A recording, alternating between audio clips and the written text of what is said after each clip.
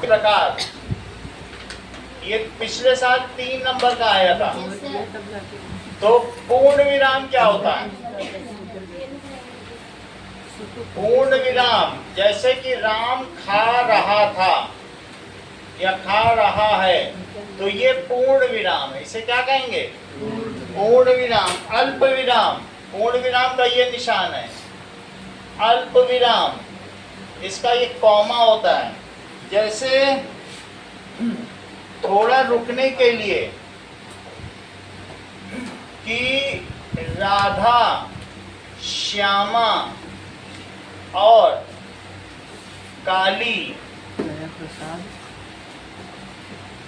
मेले में गई, मेले में गई, तो ये अल्प विराम है, जब छोटा सा लगाया जाता है। इसके अलावा इसको सेमी अल्प विराम के बाद अर्ध विराम क्या होता है? अर्ध विराम, अर्ध विराम को कहते हैं, इसको कहते हैं पूर्ण विराम, फुल स्टॉप, इसको कॉमा जानते हो? इसको सेमी कॉलन, ये स्कूल में कराए गए हैं। सेमी कॉलन बुक में नहीं है, लेकिन ये तुम्हें पता होना चाहिए, और ये इस्तेमाल करने को पिछली बार आए थे। तो इसे क्या कहते हैं कि सेमी कॉलन ऐसे यूज किया जाता है। अब इसका हम बता रहे हैं कि कैसे करेंगे। प्रश्नवाचक चिन्ह, तो तीसरा कौन सा हुआ? अर्ध विराम। और चौथा प्रश्नवाचक चिन्ह, वाचक चिन्ह। क्या तुम स्कूल जा रहे हो? क्या तुम कल स्कूल जा रहे हो? जा रहे हो, तो ये प्रश्न पूछा जा रहा है। अर्धविराम का भी मैं बता रहा हूँ। अब ये देखो, विस्मयादि बोधक चिन्ह। विस्मयादि बोधक चिन्ह क्या होता है? विस्मयादि बोधक चिन्ह, ये इसका मतलब होता है ऐसा, अरे ताज कितना सुंदर है, कितना सुंदर है। तो ये विस्मय हो जब किसी चीज में, अरे आरव शर्मा की आवाज कितनी मीठी है, उद्धरण चिन्ह। उद्धरण चिन्ह, दैट इज एक्सक्लेमेटरी साइन। प्रश्नवाचक चिन्ह इंट्रोगेटिव साइन। उद्धरण चिन्ह that is quotation mark. Quotation mark में ऐसे होता है कि किसने क्या कहा। कोटेशन मार्क ये क्या होता है? माँ, अब माँ बोलेगी, बेटे तुम कहाँ जा रहे हो? तुम कहाँ जा रहे हो, तो हर जगह एप्रोप्रिएट चीज लगानी है। ये उद्धरण चिन्ह है। माँ ऐसे पूछ रही है, बेटे तुम कहाँ जा रहे हो? सही है, तो यहाँ कॉमा लगा दो, फिर ऐसे कॉमा। अब अगला देखिए, योजक चिन्ह। यहाँ पे योजक चिन्ह की बात की गई, नीचे पढ़ो, लिखा है इधर, यहाँ आएगा और फिर ये डबल कॉमा है, ऐसे आता है उद्धरण चिन्ह। ठीक है, सिंगल भी आ सकता है, मोस्टली ऐसे ही आता है। योजक चिन्ह क्या होता है? इस तरीके का, जैसे माता पिता जो एक साथ लिखे जाते हैं, भाई बहन, भाई बहन, ये बीच में जो लगा है ये योजक चिन्ह है। राजा रानी, राजा रानी, दिन रात, दिन रात। तो क्या इस कविता में योजक चिन्ह का प्रयोग किया गया है? Yes sir. दिन रात। अब अगला देखो, दैट इज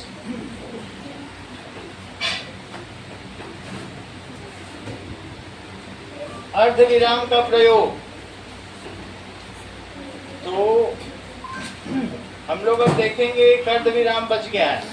तो जब ज्यादा थोड़ा ठहरना हो तब, परिश्रम ही जीवन है, आलस्य ही मृत्यु है।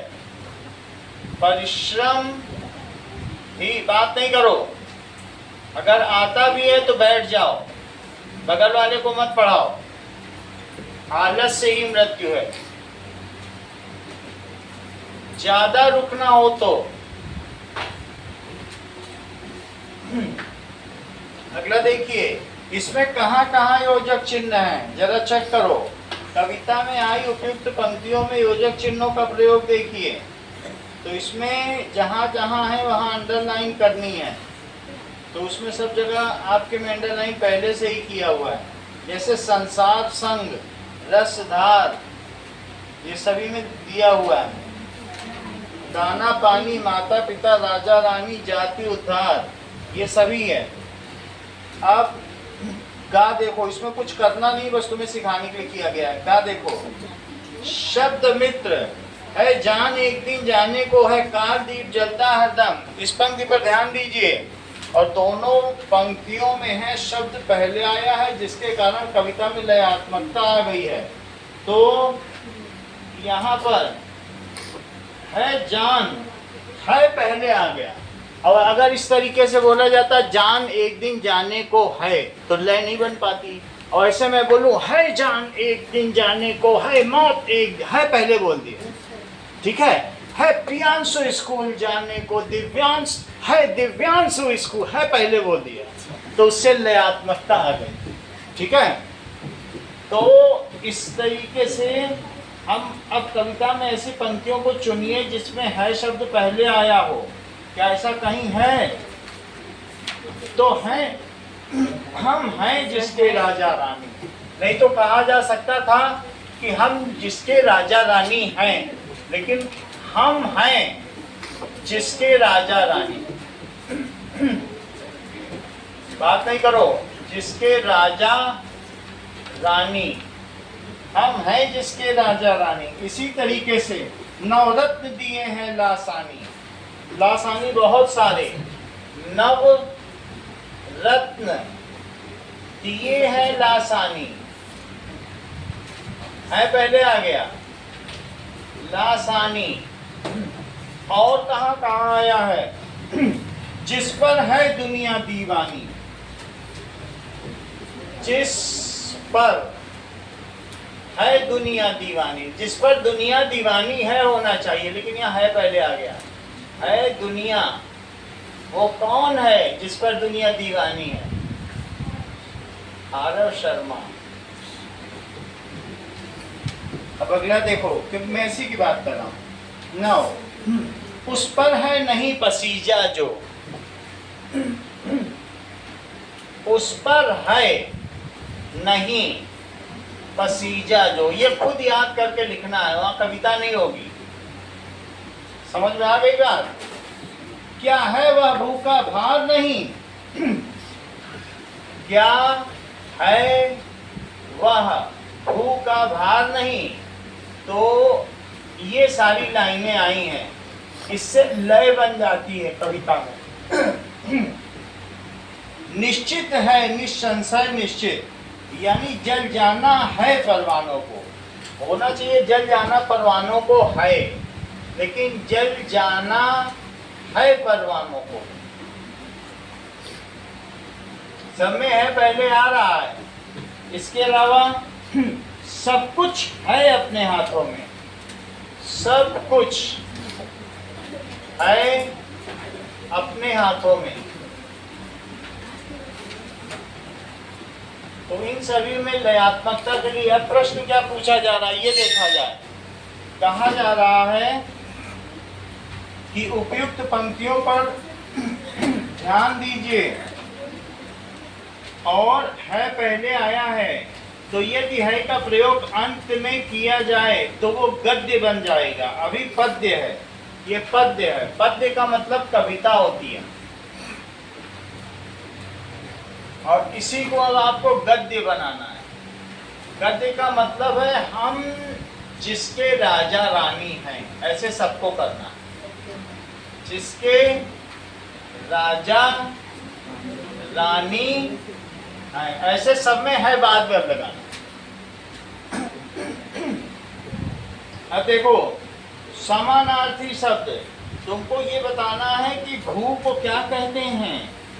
तो भू को धरा कहते हैं, पृथ्वी ये सबसे इंपॉर्टेंट है इस चैप्टर में।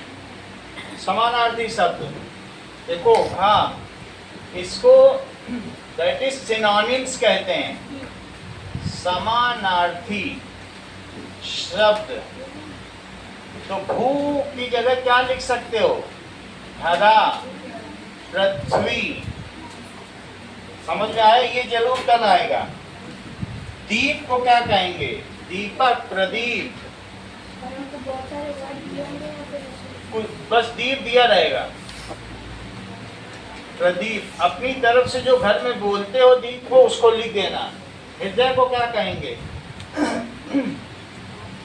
हृदय को कहेंगे दिल या जी। जी करता है मर जाऊं, या जी करता है जी जाऊं। तलवार को क्या कहते हैं? तलवार। कृपाण भी कहते हैं, अस्सी भी कहते हैं। ये सब याद कर लेना, ये बिल्कुल जरूरी है। कितना ही नंबर का आएगा। दुनिया को क्या कहेंगे? जग, संसार। दुनिया को जग भी कह सकते हैं और संसार भी कह सकते हैं। पत्थर को क्या कहते हैं? पत्थर, पाहन और पाषाण।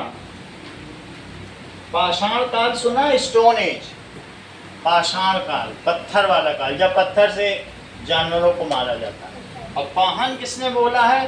पाहन हो तो वही गिर को जो धर्यो छत्र पुरंदर कानन, और जो खग हो तो बसेरो करो नित कालिंदी कूल कदम्ब के दानन। मैं पत्थर बनूं तो वहीं का पत्थर बनूं जिस पत्थर को श्री कृष्ण ने हाथ में रखा। मैं पक्षी बनूं तो उसी का पक्षी बनूं जो यमुना किनारे जहाँ कृष्ण बांसुरी बजाते थे। मैं रेत बनूं तो वहीं की रेत बनूं जिस पर श्री कृष्ण जी पैर रखते।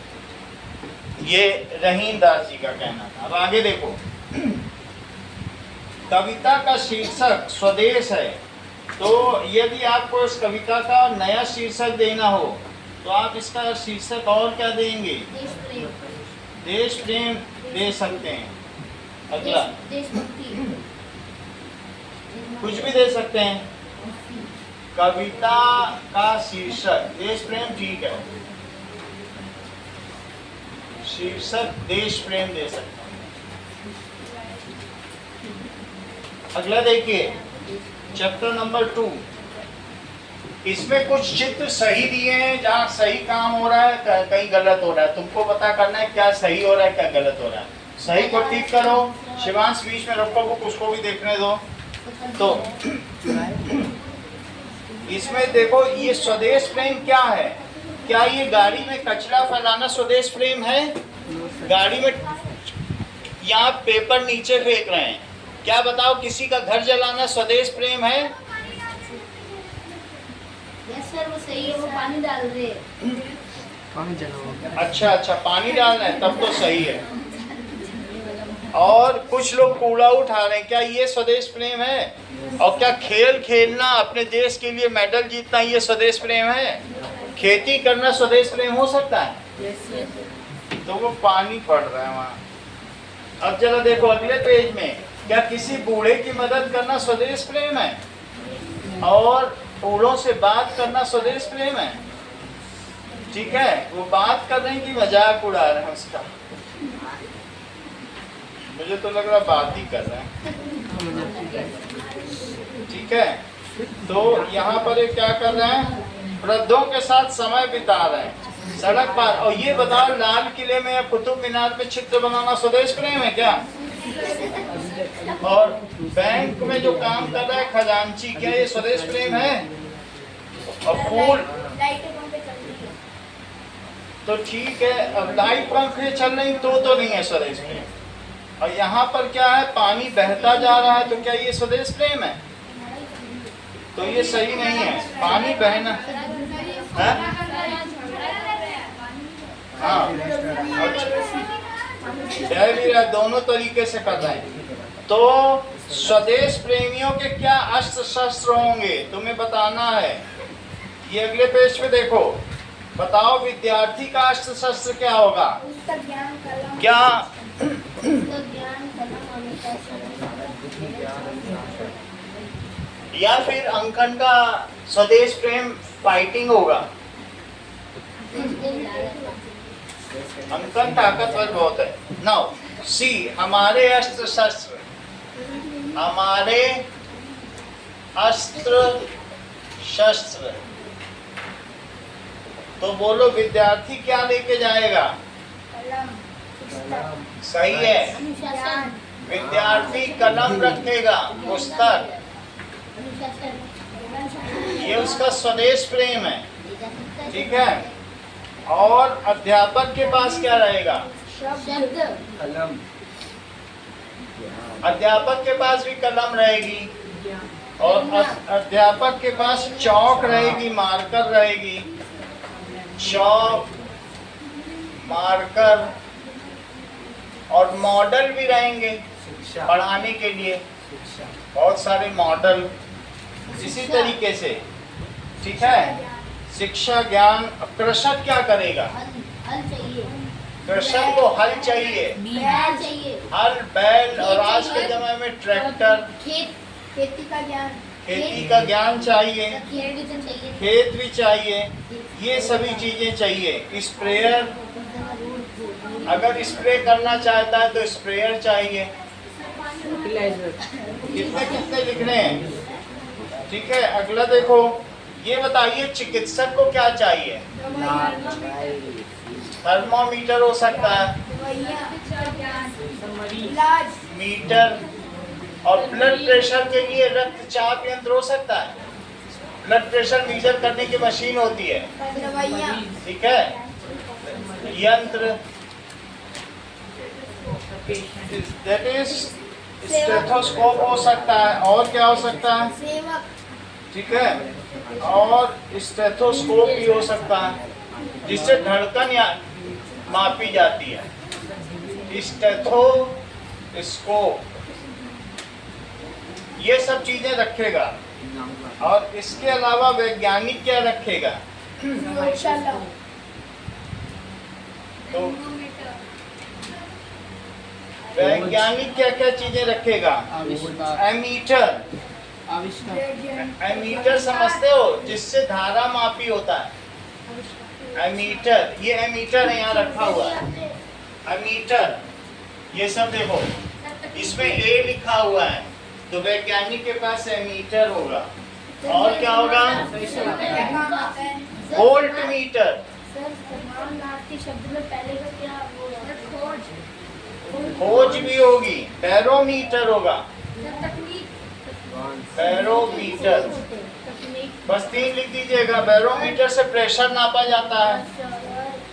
हाँ, समानार्थी शब्द में सबसे पहले में इसका क्या कौन कौन से मिले होते हैं? भू का धा से धरा और पृथ्वी। अब ये देखो, श्रमिक क्या करेगा? हथौड़ा, फावड़ा, हथौड़ा, मेहनत हथौड़ा, फावड़ा, श्रम आरी भी रख सकता है काटने के लिए। ये सब चीजें हैं। और पत्रकार क्या रखेगा? कैमरा सत्य की खोज, कैमरा कैमरा, सूचना, कलम, डायरी, मोबाइल, मोबाइल फोन, सत्य की खोज, कलम हाँ, चौक सत्य मार्कर की खोज भी रख सकता है। अच्छा, इसके आगे देखो, सर नाउ खूबियाँ नहीं लिख सकते क्या? खूबियाँ लिखी नहीं गई हैं कहीं। इसमें लिखा है कि अस्त्र शस्त्र क्या है, तो वो अस्त्र शस्त्र, वैसे वो आपकी बात सही है। अब अगले चैप्टर पे आइए, 2 गौरैया। तो 2 गौरैया की क्या आपको कहानी पता है? ठीक है, ओके। देखिए, 2 गौरैया एक नाटक है। इसे मंच पे खेला जा सकता है। इसमें दिखाया गया है कि 3 व्यक्ति रहते हैं, पिताजी, माताजी और ठीक है, और हम तो इस घर के मेहमान हैं, मालिक तो इस घर का कोई और है। घर में आंगन का पेड़ है, जब मर्जी घर के अंदर तो जब मर्जी घर के अंदर तोते पहुंच जाते हैं, कभी घर के अंदर बिल्ली घुस आती है। हमको लगता है असली रहने वाले वही हैं, हम मेहमान हैं।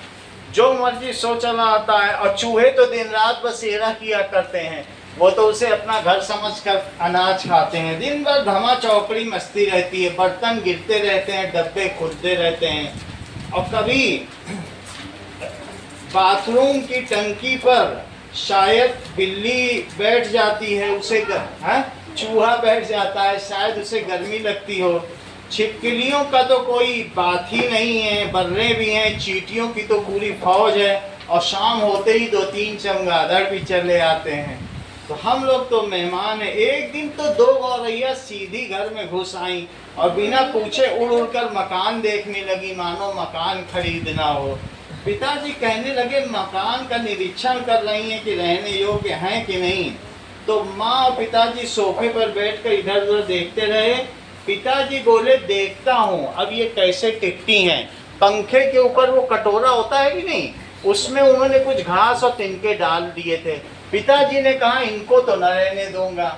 अब वो जो घास और तिनका निकालने लगे तो माँ, तब पिताजी को नजर पड़ा, अरे इसमें तो इन्होंने अंडे दे दिए हैं। तो वहां पर अंडे दे दिए थे, निकलेंगी नहीं कैसे, ऐसा कह के वो गौरैया के लिए लाठी ले आए और लाठी ऊपर करके पंखे में मारने लगे। वो बार बार इधर उधर उड़ती और ची ची करती। तो माँ मजाक उड़ा रही थी, तुम तो बड़े समझदार हो, सभी दरवाजे खुले हैं, फिर भी तुम गौरैया को निकाल रहे हो। पहले तो दरवाजे और तुम तो गौरैया को बाहर निकाल रहे हो। एक दरवाजा खुला छोड़ो, बाकी सब बंद कर दो, नहीं तो एक से निकलेंगी दूसरे से अंदर आ जाएंगी। एक को खुला छोड़ो, जैसे ही बाहर जाएं तो बंद कर लो। पिताजी ने लाठी उठाई तो एक बार तो झूलती लाठी माँ के सिर पे लगते लगते बची। हम तीनों धमा चौकड़ी मचा रहे थे, कभी माँ इधर तो पिताजी बाहर और कभी मैं अंदर। कब एक बार हम तीनों टकराते टकराते बचे। तभी पंखे के ऊपर से ची ची की आवाज़ सुनाई पड़ी। तो देखा 2 छोटे बच्चे, गौरैया के 2 छोटे बच्चे, अपने दोनों गौरैया फिर से अपने घोंसले में मौजूद थी। मैंने दरवाजे के नीचे देखा, सचमुच दरवाजे के नीचे थोड़ी थोड़ी जगह खाली थी। पिताजी बहुत देर तक मशक्कत करते रहे और देखो जी, चिड़ियों को मत निकालो, माँ बोली, अब तक तो इन्होंने अंडे भी दे दिए होंगे, वरना क्या गौरैया मान न जाती, वो चली न जाती।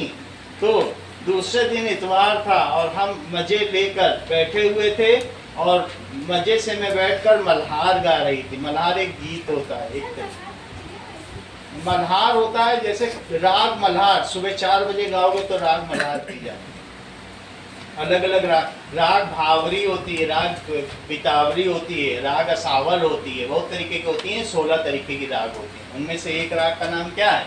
मल्हार। तो उस दिन उन्हें गौरैयों को बाहर, वो अब तो रोज की बात हो गई, तो यहाँ फिर से मौजूद थी और गौरैया लोग मल्हार राग गा रहे थे, माँ नहीं गा रही थी। पिताजी फिर परेशान हो उठे। घोंसला तोड़ना कठिन काम नहीं था। उन्होंने स्टूल लगाकर पंखे के पास पहुँचे और घोंसले से तिनके बाहर लटक रहे थे, मानो उन्होंने झालर टांग दी हो, पंखे को सजाना चाहती हो। चलो 2 तिनके तो निकल आए और उन्होंने खींचा। तभी मैंने आंगन की ओर देखा, दोनों गौरैया चुपचाप मायूस बैठी हुई थी, वो जैसे कि उनका चेहरा सूख गया हो। पिताजी लाठी का सिरा घास के तिनके के ऊपर वहीं रखे रखे घुमाने लगे। तो वे लिपटते चले गए और लाठी के चारों ओर घास के तिनके इर्द गिर्द होने लगे। सूखी घास और रुई के फाहे जब लाठी में लिपटने लगे तो उसमें से ची ची की आवाज़ आई। पिताजी के हाथ ठिठक आए, क्या गौरैया लौट आई हैं? मैंने झट बाहर की ओर देखा, नहीं, दोनों गौरैया तो गुमसुम बैठी थी। फिर आवाज़ आई ची ची। पंखे के ऊपर से चींची नन्हे नन्हे गौरैया सिर निकाल कर देख रहे थे, मानो पिताजी से अपने जान की गुहार लगा रहे हों। मैं अवाक उनकी ओर देखता रह गया। फिर मैंने देखा पिताजी चुपचाप नीचे स्टूल से उतर आए हैं और घोंसले के तिनकों से लाठी निकालकर उन्होंने फिर से तिनकों को घोंसले में डाल दिया है और लाठी को चुपचाप रख दिया है और वो चुपचाप कुर्सी पर आकर बैठ गए हैं। उनके माँ बाप झट उड़कर आए और अपने बच्चों के पास आकर बैठ गए। अब उनके चेहरे पर मुस्कान वापस लौट आई। तो मेरी समझ से पिताजी ने कहा कि घर सराय बना हुआ है, इसका अर्थ बताइए, बताइए।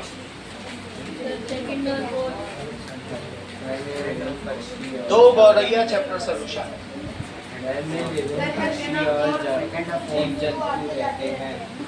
हाँ सही बात है। इसका मतलब है कि घर में विभिन्न जीव जंतु आते जाते रहते हैं। यही है घा लिखना, घर में विभिन्न जीव जंतु आते जाते रहते हैं। नोट करो, बात नहीं करो। विभिन्न जीव जंतु आते जाते रहते हैं। अगला पेपर किसका है? हिंदी के बाद मैथ्स का है अगला पेपर। तो कल हम लोग इंग्लिश पढ़ेंगे, ठीक है? इंग्लिश का रिवीजन 2 दिन कर लेंगे। मैथ में तो खुद ही कर लो। संडे पढ़ रहा है तो तुम्हें क्या पढ़ना है कल? मैथ्स। तो मैथ्स का रिवीजन करा। चलो मैथ को हम दूसरी बुक से करा लेंगे, हमारे पास एक्स्ट्रा बुक। चलो करा देंगे। अगला क्वेश्चन देखो, घर के असली मालिक किससे कहा गया है? बोलो। जीव जंतुओं को जो उस घर में रहते थे। नोट करो, जीव जंतुओं को जो उस घर में रहते थे।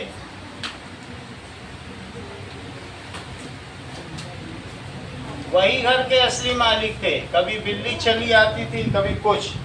गौरैया के प्रति माँ और पिताजी की कैसी प्रतिक्रिया थी? दोनों क्या कर, पिताजी भगाने की कोशिश कर रहे थे, लेकिन माँ ने क्या किया? बोलो। भगाने की कोशिश कर रहे थे, कोशिश कर रहे थे, लेकिन माँ ने मना किया। लेकिन माँ ने मना किया। अगला देखो, माँ बार बार पिताजी की बातों पर मुस्कुराती और मजाक करती थी। इससे क्या पता चलता है? माँ को पिताजी के प्रयत्न व्यर्थ लगते थे।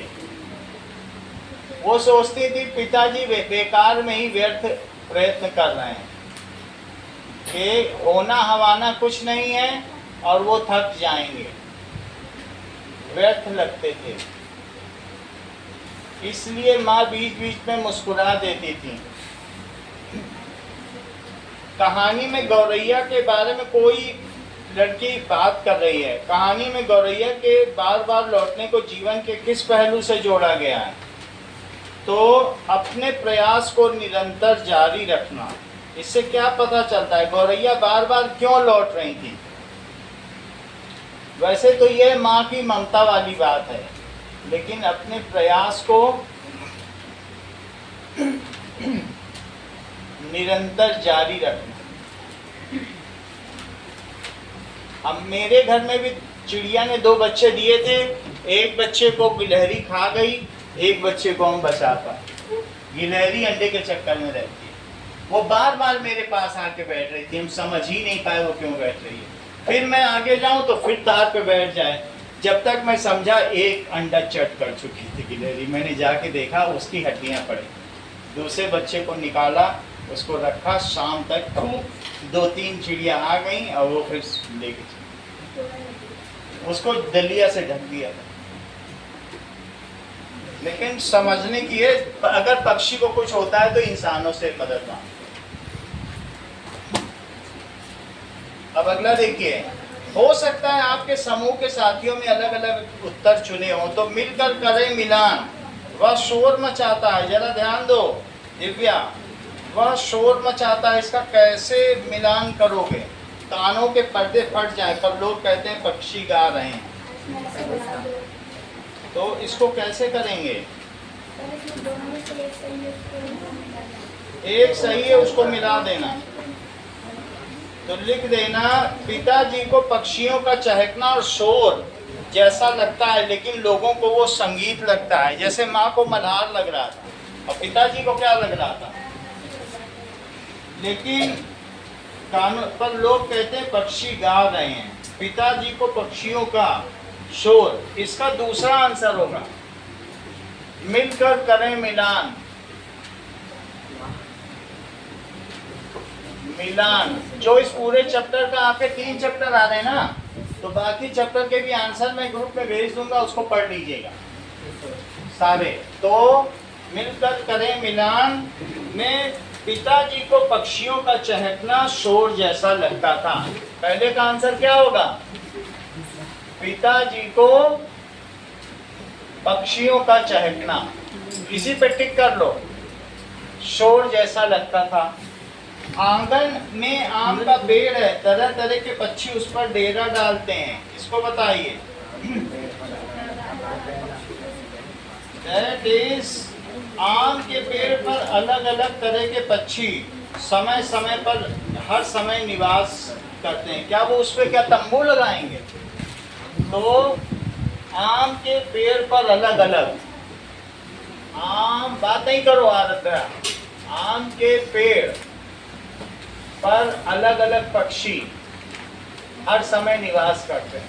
तीसरा देखो, वह धमा चौकड़ी मस्ती है कि हम लोग ठीक से सो भी नहीं पाते। इसका मतलब किसकी धमा चौकड़ी मस्ती है? चूहों की भाग दौड़ और शोर शराबा। दैट इज, चूहों की धमा चौकड़ी, भाग दौड़ होती है।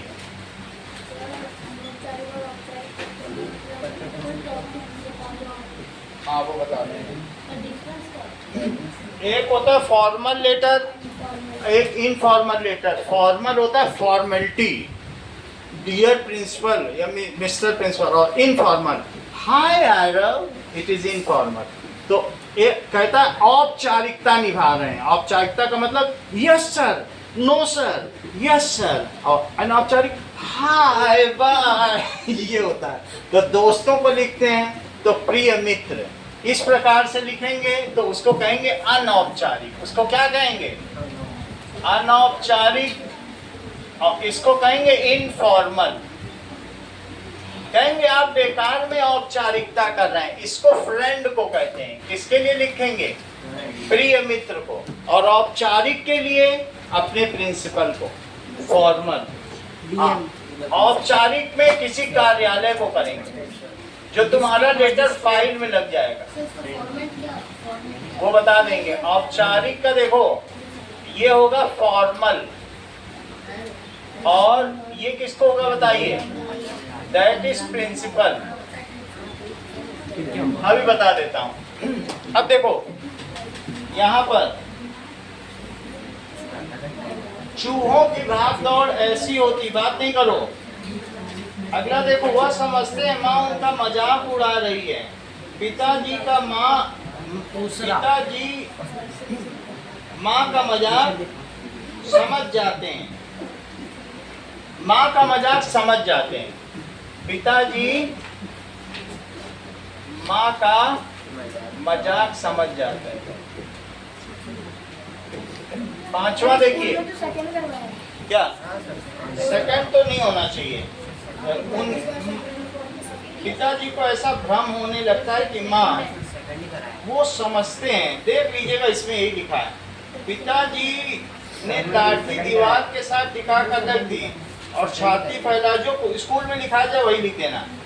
लाठी दीवार के सहारे रख दी, लाठी एक और रख दी। देखो, पिताजी ने लाठी एक और रख दी, वो हार कर बैठ गए, एक और रख दी। कितने में रात पड़ गई, इसका क्या मतलब है कि कहानी की घटनाओं के बीच में धीरे धीरे रात हो गई। कहानी की घटनाओं के बीच धीरे धीरे रात हो गई। जब हम लोग नीचे उतर कर आए तो वे फिर से मौजूद थी। इसका क्या मतलब है, गौरैया फिर से लौट आई थी और मल्हार थोड़ी गाएंगी। इसका मतलब क्या है, गौरैया फिर से लौट आई थी। नोट करिए, बात नहीं करिए। सर इसमें भाषा की बात आई थी, इसका ये मतलब है, समझ आई। आगे देखो, सोच विचार के लिए ये प्रश्न देख लेना, सोच विचार के लिए। और बदली कहानी, भाषा की बात नहीं है क्या इसमें? ओके, चिड़िया का घोंसला, मित्र लाभ, ये भी कहानी आ रही तुम्हारे में क्या? है? मित्र लाभ नहीं आ रही तो सबसे पहले हम लोग फॉर्मल और इनफॉर्मल लेटर समझते हैं। है? और कौन सा? एक आशीर्वाद। उसके अंदर मतलब सोच विचार के लिए नहीं है सर, उसमें भाषा की बात है, सोच विचार नहीं है। तो उसको मित्र लाभ नहीं आ रहा सर एक आशीर्वाद आ रहा है, छोटा है। एक आशीर्वाद समझो, चलो पहले एक आशीर्वाद समझते हैं। जा तेरे स्वप्न बड़े हो, भावना की गोद से उतरकर जल्द पृथ्वी पर चलना सीखें। भावना से कुछ नहीं होता, अंकल इधर देखो। भावना की गोद से उतरकर हम ये बन जाएंगे, वो भावनाएं, हकीकत का सामना करो। सही है? पृथ्वी पर चांद तारों से अप्राप्त सच्चाई के लिए रूठना मचलना सीखें। हंसे मुस्कुराएं गाएं, हमें सारी भावनाएं होनी चाहिए, रूठे भी मचले भी और हंसे भी गाएं भी। हर दिए की रोशनी देखकर ललचाएं कि काश ये रोशनी हम में होती स्वरित। उंगली जलाएं, अपने पाँवों पर खड़े हों, जा तेरे स्वप्न बड़े हों। तो हम अपने पाँवों पर खड़े हों, चाहे जीवन में कष्ट भी सहना पड़े गौरव, हम अपने पाँवों पर खड़े होना चाहिए, मचलना सीखना चाहिए, ये मुझे चाहिए। और अगर हम सोचेंगे कि नहीं हम 20 आदमियों में ही टॉपर नहीं आ पाते, वहाँ तुमको नौकरी के समय 50,000 में एक पे आना है, तो क्या आ पाएंगे? यहीं पर ही तो मचलना सीखें, हासिल करना सीखें और हम सब स्वरित के समान बनना सीखें। इस कहानी का ये मतलब कि जैसे वो डॉक्टर बना है, क्या तुम्हें इच्छा नहीं होती कि तुम भी डॉक्टर बनो? होनी चाहिए। आज वो मुकाम उसने कितनी कम उम्र में पा लिया है, वरना है ही किस क्लास में, अभी 8वीं में। और उसकी फेमस देखो कि वो पीछे से सबको देख रहा है। अब देखो इसमें भाषा की बात पढ़ो तो यहाँ पर नीचे गए दिए गए स्वप्न से जुड़े हुए सभी शब्द लिखिए। पेज नंबर निकालो 40, पेज नंबर 40 पे आओ। ये बताओ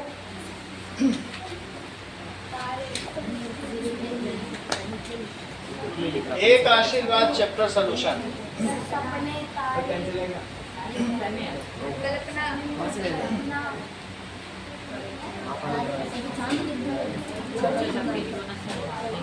देखो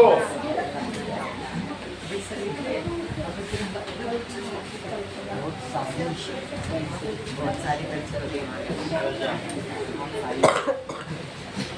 चलो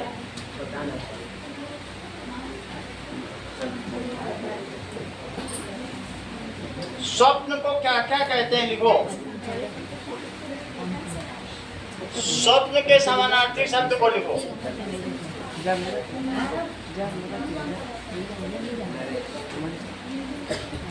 ओके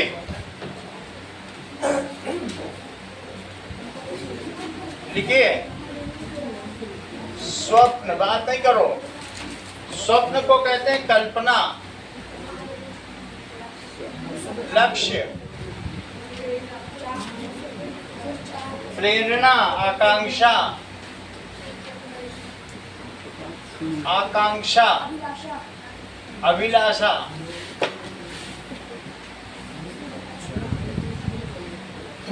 इसके अलावा उड़ान, ये सभी चीजें जरूरी हैं। दृढ़ निश्चय, स्वप्न पूरा करना चाहते हैं और स्वरित बनना चाहते हैं तो ये सब चीजें चाहिए। आत्मविश्वास, संघर्ष, अगर संघर्ष करोगे तो हर्ष बनोगे, वरना हाथ मलते रह जाओगे। पृथ्वी को क्या कहते हैं? धरा, वसुधा, अवनी। क्या सुता कहते हैं? नहीं कहते हैं। सुता पे वो लगाओ, पृथ्वी को सुता नहीं कहते, सुता को कट कर दो। इसी तरीके से चांद को क्या कहते हैं? अगर मयंक होता तो आज खुश होता, उसको चांद कहा गया है। तो इसको क्या क्या कहते हैं? ना, मधुकर नहीं कहते हैं, मधुकर भंवरे को कहते हैं। जो मधु पीता है उसको मधुकर कहते हैं, मधुकर नहीं कहते हैं। ना, तारे को क्या कहते हैं और क्या नहीं कहते हैं? सोम नहीं कहते हैं, सोम अमृत को कहते हैं। रोशनी किसे कहते हैं? रोशनी, रोशनी प्रकाश को कहते हैं, उजाला को कहते हैं, आलोक को कहते हैं, लालिमा को नहीं कहते। लालिमा तो रेडनेस होती है, तो लालिमा को नहीं कहते हैं। स्वप्न किसे कहते हैं? स्वप्न एक अलग चीज होती है, हकीकत अलग चीज होती है। यथार्थ को स्वप्न नहीं कह सकते। यथार्थ, यथार्थ का मतलब रियलिटी, यथार्थ नहीं हो सकता। दिया, दिया किसको कहते हैं? क्या दीन को कहते हैं? दीन तो भिखारी को कहते हैं। इस तरीके से, ठीक है। आगे देखिए, अब हम लोग देखेंगे कि इनफॉर्मल लेटर और formal letter, that is format of formal letter in Hindi. चलिए, तो सबसे पहले देखिए, समाचार के संपादक को तुम्हें लिखना है। समाचार पत्र जानते हो? Dainik Jagran, times of India. दो तरीके से लिखवा रहा हूं। समाचार पत्र के संपादक को पत्र क्या लिखने जा रहे हो?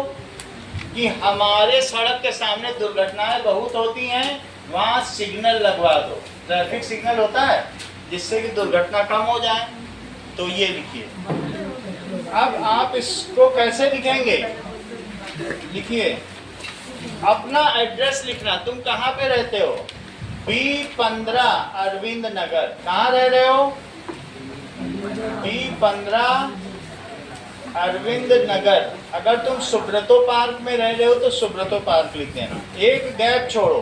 गैप छोड़ने को समझते हो? ऐसे गैप छोड़ा जाता है, ये गैप का साइन। और फिर लिखो दिनांक।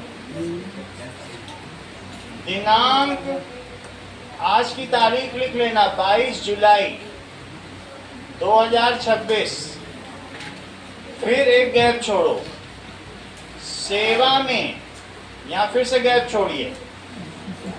सेवा में संपादक महोदय, नोट करिए, सर डायरेक्ट दिनांक महोदय। तुम अगर सीधा भी लिख सकते हो। ये दिस इज फॉर्मल लेटर, औपचारिक पत्र।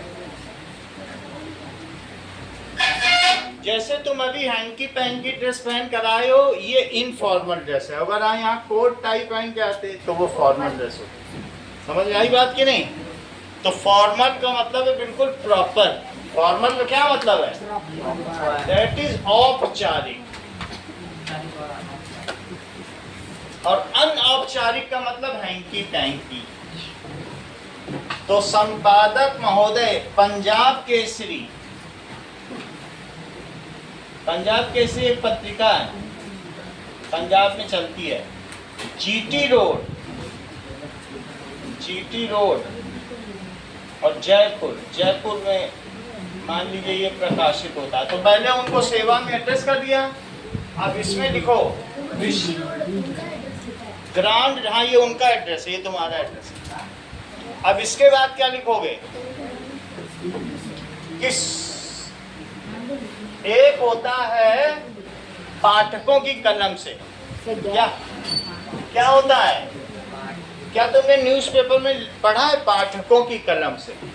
पाठक भी अपना एक निकाल सकते हैं, तो उस पर सरकार ध्यान आकर्षित करती है। जरा देखो तो, सड़कों की दुर्दशा पर पत्र, विषय क्या लिखोगे? विषय है सड़कों की दुर्दशा पर पत्र है। हाँ, एक लाइन छोड़ देना। विषय है सड़कों की दुर्दशा पर पत्र, बात नहीं करो, ठीक है। अब एक लाइन फिर से छोड़ो यहां, ये लाइन इसका मतलब छोड़ना है। महोदय, महोदय मैं आपके लोकप्रिय समाचार पत्र के माध्यम से, सर मैं जीटी रोड जयपुर और विषय के बीच में गैप छोड़ना है। यहाँ कुछ नहीं, ये पूरा एक ही है, यहाँ कुछ नहीं छोड़ना। जीटी रोड और विषय के बीच में गैप छोड़ना है। हाँ छोड़ना है, यहाँ गैप रहेगा, सही है। महोदय मैं आपके समाचार पत्र के माध्यम से, देखो सॉरी कितना डिसेंट है, हर चीज इसके में जलेबी बनी हुई है। अगर तुम लोग को जलेबियां खानी हो, कचौड़ी, आप देख लो पूरा जलेबी बना रहा है मन से आपके। और ये आज इसका 18वां टेस्ट था जिसमें 0 लाया। अगर तुम्हें भी डॉक्टर बनना है तो सॉरी, क्योंकि गौरव बैठता है उसके पास कि उसे भी बनना है। आपके समाचार, कभी अगर तुम्हारे हाथ में स्वरित की कॉपी आए, मैं बांटता हूँ तो इधर उधर भी देता हूँ, तो एक बार नजर डालना कि कितना डिसेंसी से वो कर रहा है। समाचार पत्र के माध्यम से, ये नहीं है कि पेपर में ही जलेबी बनाता है, अभी भी बना रहा है, माध्यम से। हलवाई इनके घर वाले, माध्यम से क्या करना चाहता हूँ, ये माध्यम से नगर पालिका का ध्यान आकर्षित करना चाहता हूँ। नगर पालिका का काम क्या होता है बोलो? का ध्यान आकर्षित करना चाहता हूँ।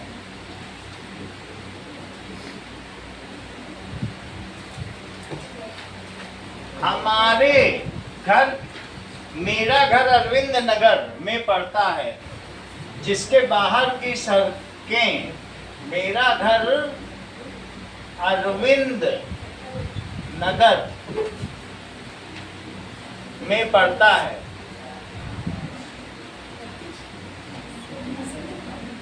जिसके बाहर की सड़कें टूटी फूटी हैं, जिसके बाहर की सड़कें कैसी हैं? टूटी फूटी हैं, जिसमें आए दिन दुर्घटना होती रहती है, जिसमें आए दिन दुर्घटना होती रहती है।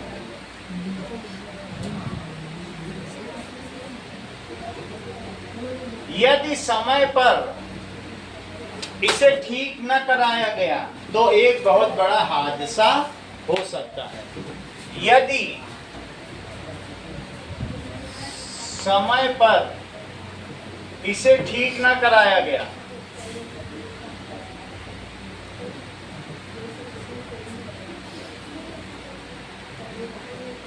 तो बड़ा हादसा हो सकता है, हो सकता है। फॉर्मेट यही, प्रधानाचार्य को भी यही रहेगा, ठीक है। उम्मीद है आपके पत्र के माध्यम से अधिकारियों तक मेरा संदेश पहुंचेगा। उम्मीद है आपके पत्र के माध्यम से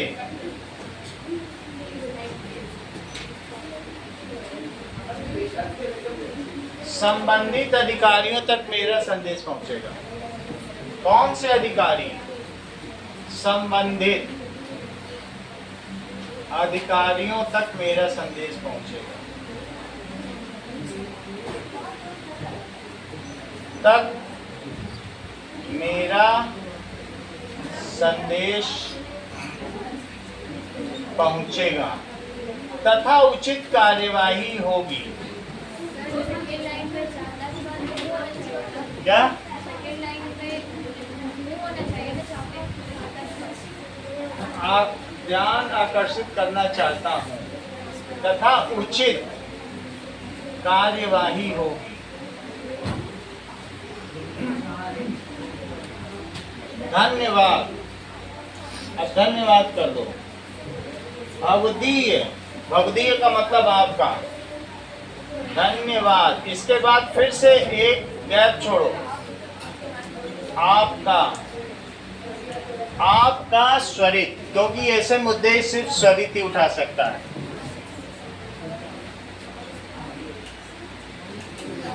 ठीक है, ऐसे नोट करो। तो तुम्हें समझ में आ गया कैसे लिखना है ये वाला लेटर। और अगर तुमको लिखना है इनफॉर्मल लेटर, वो भी बता देता हूँ। Format of informal letter in Hindi. देखो, मान लो मित्र को पत्र, तो कैसे लिखोगे? मित्र को अपना पूरा पता लिखो। मित्र को पत्र, इसको कहेंगे अनौपचारिक। क्या? 6 लाइन में पासवर्ड 2 3 4 5 6। उम्मीद है, उम्मीद है, आशा है। उम्मीद समझते हो? तो ये देखो, मित्र को कैसे पत्र लिखोगे? अपना पूरा एड्रेस। दिव्यांशु अगर लिखता है अंकन को, अंकन मेरी बहन की शादी है, तुम आ जाना, रबड़ी मलाई मालपुए सबका इंतजाम है, ऐसे लिखेगा। तो लिखो। हो सकता है तुम्हें दूसरी खुशखबरी भी सुनने को मिल जाए, मेरे भी हाथ जल्दी पीले हो सकते हैं, ऐसे ही लिख देगा। तो लिखोगे B15, अपना पूरा पता लिखोगे। B15 अरविंद नगर, अरविंद नगर। इसके बाद क्या लिखोगे? ठीक है, जोधपुर पूरा लिखोगे, अपना पूरा एड्रेस लिखो। फिर इसके अलावा बिना लाइन छोड़े 22 जुलाई 2026, ये हमारा एड्रेस है, आवर एड्रेस। देखो B15 अरविंद नगर, यही तो पड़ता है। अब इसके बाद औपचारिक में लिखा है, उसमें तो डायरेक्ट आएगा ना, सेवा में प्राचार्य। वो इस तरीके से सेवा में प्राचार्य महोदय, फिर गैप देके ऐसे। तो सर वो पहले को तो नहीं लिखना होता है। अब देखो, ऐसा तो इसमें फॉर्मेट यही है, तुम भी नेट पे देख लेना। सर पर इसमें एड्रेस तो बाहर लिखा जाता है, इसके अंदर कहाँ लिखा जाता है? चेक कर लेना, जो छुट्टी के लिए प्रार्थना पत्र तुम्हारे यहाँ दिया गया है, ठीक है, वो उसमें एड्रेस नहीं लिखा जाता। ये देखिए, प्रिय, यहाँ पे एक लाइन छोड़ो। प्रिय मित्र अंकन, प्रिय मित्र अंकन, यहाँ से लिखा जाएगा तुम्हें सप्रेम नमस्ते।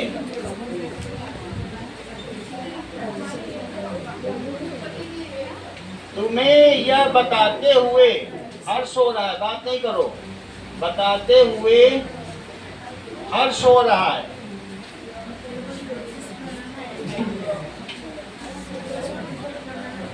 कि मेरी बड़ी बहन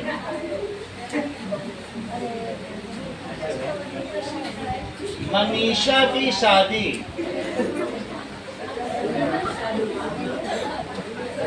विवाह 24 जुलाई को तय हुआ है।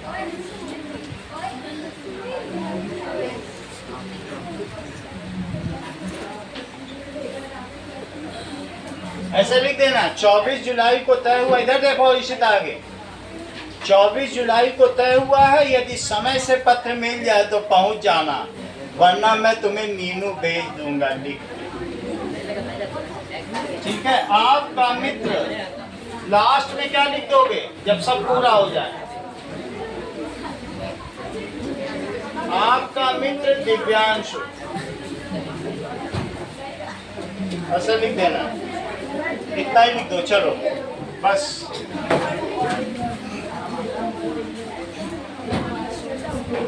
इतना ही रखिए। बंद करते कैमरा।